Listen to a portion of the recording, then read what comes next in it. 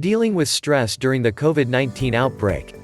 The outbreak of coronavirus disease 2019, COVID-19, may be stressful for people. Fear and anxiety about a disease can be overwhelming and cause strong emotions in adults and children. Coping with stress will make you, the people you care about, and your community stronger. It is normal to feel sad, stressed, confused, scared, or angry during a crisis. Talking to people you trust can help. Taking care of yourself, your friends, and your family can help you cope with stress.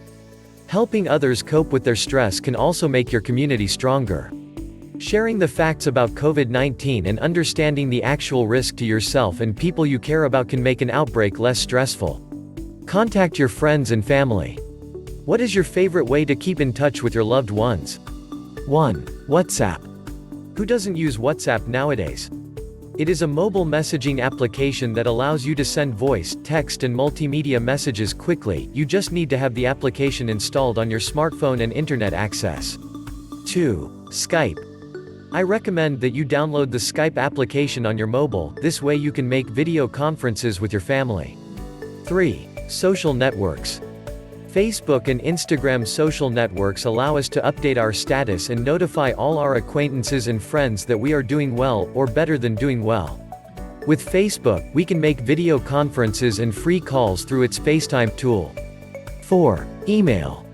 Sending emails today seems a little outdated and even a little old, but it's still a good option too. 5. Calls. Whether you have a smartphone or a basic or landline mobile phone. If you must stay home, maintain a healthy lifestyle, which includes a proper diet, sleep, exercise and social contacts with your loved ones at home and by the means available today, with other family and friends. Stress during an infectious disease outbreak can include fear and worry about your own health and the health of your loved ones. Changes in sleep or eating patterns. Difficulty sleeping or concentrating. Worsening of chronic health problems. Increased use of alcohol, tobacco, or other drugs. Don't use tobacco, alcohol or other drugs to deal with your emotions. If you feel overwhelmed, talk to a health worker or counselor. Have a plan, where to go, and how to get help for physical and mental health needs if needed. Take breaks from watching, reading, or listening to news stories. It can be upsetting to hear about the crisis and see images repeatedly. Try to do enjoyable activities and return to normal life as much as possible, and check for updates between breaks will help you accurately determine your risk so that you can take reasonable precautions. Limit worry and agitation by decreasing the time you and your family spend watching or listening to media coverage that you perceive as annoying. Find a trustworthy source you can trust, such as a WHO website or a local or state public health agency. Take advantage of the skills you have used in the past that have helped you deal with the adversities of past lives, and use those skills to help you manage your emotions during the challenging time of this outbreak.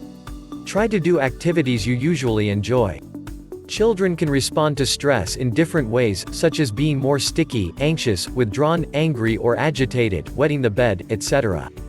Respond to your child's reactions in solidarity, listen to their concerns, and give them more love and attention. Try. Children need the love and attention of adults in difficult times. Give them extra time and attention. Remember to listen to your children, speak kindly and reassure them. If possible, have the child play and relax. Try to keep children close to their parents and relatives and avoid separating children and their caregivers as much as possible. If separation occurs, e.g., hospitalization, ensure regular contact, e.g., by phone, and reassure.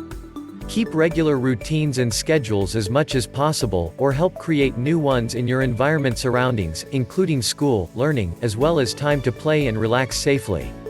Provide facts about what happened, explain what is happening now, and give them clear information on how to reduce your risk of being infected with the disease in words you can understand based on your age.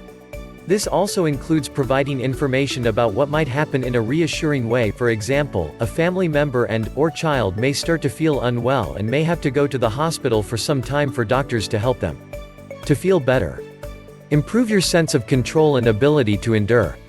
Accept circumstances that cannot be changed and focus on what you can alter. Modify your definition of a good day to meet the current reality of the new situation.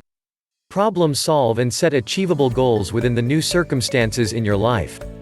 Evaluate the absolute risk of contracting the virus and recognize the benefits of accepting a certain level of risk in order to maintain as much of your normal routine as possible. Those people who have been faced with life-threatening situations recommend the following strategies.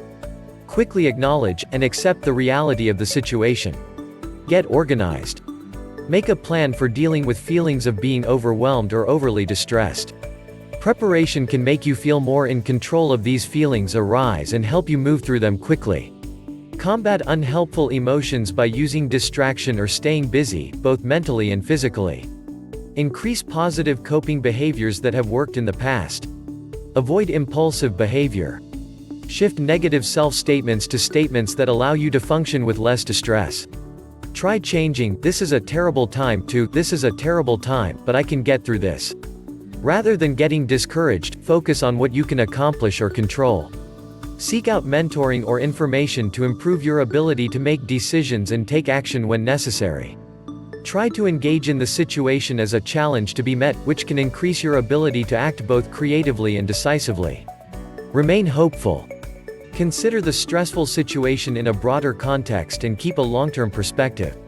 Look for opportunities to practice being more patient or kind with yourself, or to see the situation as an opportunity to learn or build strengths. Celebrate successes, find things to be grateful about, and take satisfaction in completing tasks, even small ones.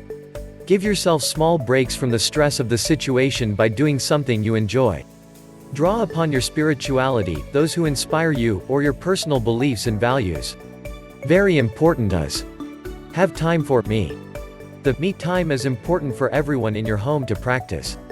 Set aside time every day for your children to do something for themselves or have a quiet time in their rooms, and during this time, enjoy something that will help you relax. For example, 30 minutes of yoga, eat your favorite snack without having to share it with your children, or watch a new episode of a TV show, whatever helps you relax. It is important to listen to your emotions and listen to what your body is telling you to do, but don't obsess about it. This is an anxious time, there's no way around that. While we are called to socially distance, we can still communicate. Take time to learn what you might enjoy. It is important to keep in mind that most people only get mild symptoms. Plus, the increased news coverage or the use of the word pandemic does not make the virus more of a threat. Scientists around the world are working around the clock to see if any of our existing drugs have an effect on this virus and trying to develop a vaccine. Relax, take each day at a time. You have the rest of your life to live. We would really love you.